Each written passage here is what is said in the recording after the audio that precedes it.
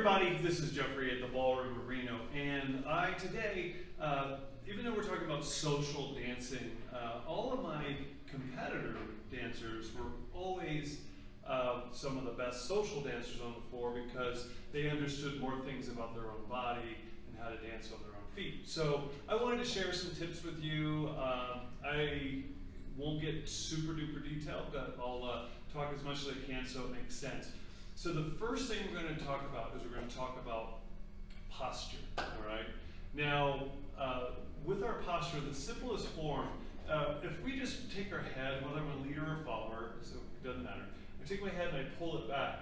My ear, the front of my ear, wants to line up with my shoulders best it can, okay? Not everyone's going to be able to do that, but that's your goal, is to get it here. And then you want your shoulder in your ear to line up with your hip. Now, I don't know if you just saw what I did there, but see where my hips were? I just brought my hips back. Now, easiest way to do this, the sit bone or the ischium bone is right here, and I'm just going to pull it back towards my heels. As a dancer, we live in this position. If I were teaching you West Coast swing, it'd be the exact same thing. So we're pulling our sit bone back a bit, so we're back over our heels. So I have my head lined up over my shoulders, my sit bone back, and then I'm going to line that all up with a plumb line straight down to right in front of my ankle. So now I have a posture that is straight. If I stood up like this, it's too stiff, my chest is too high, and I just look pretty weird. But most people have a tendency to dance here. They roll their shoulders and their chest, and they just drop the chest, and an easy fix would be to lift the chest a little bit. But most importantly is that we try to get our sit bones back over our hips. Back so our hips are back, whatever I'm trying to say. So that's the easiest way. So I'm going to just do a demonstration. I'll do the leader's part in basic foxtrot for right now is easy. And so leaders, I'm going to sit down a little bit so my knees are comfortable. And I'm just going to take my foot, I'm going to push, and I'm going to glide across the floor. Push, and then side together.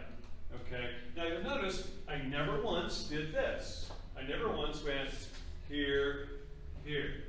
Okay? We get here too quickly. So I want to stay up, keep my posture back, keep my sit bone back, and my frame's in front of me. So when I'm dancing, you'll notice that my frame actually leads the way.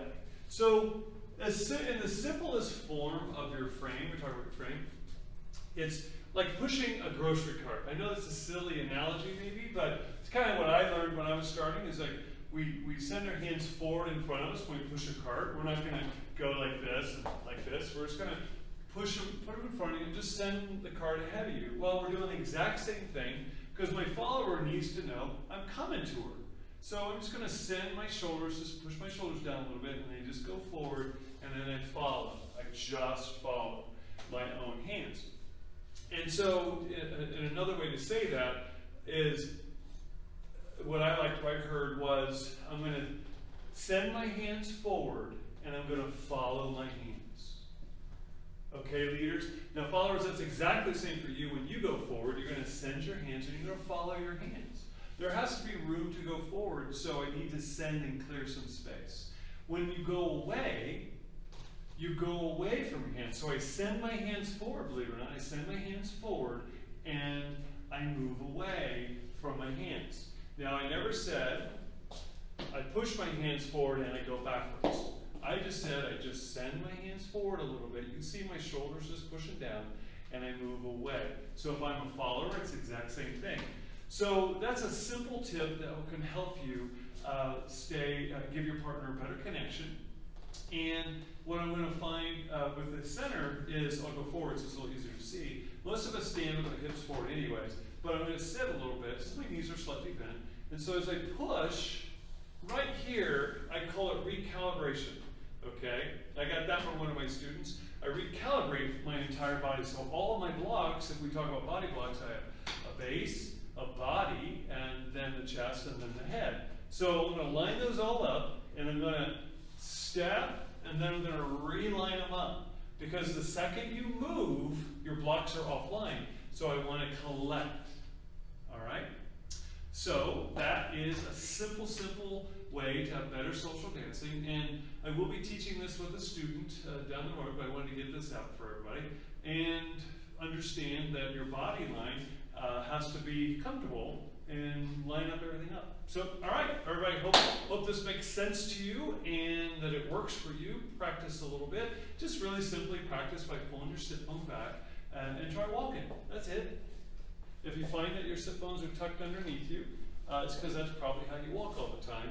And you need to do this outside the dance floor. You know, when you're outside living your life, you want to start thinking, oh, I need to pull my hips back a little bit so I actually walk a little smoother.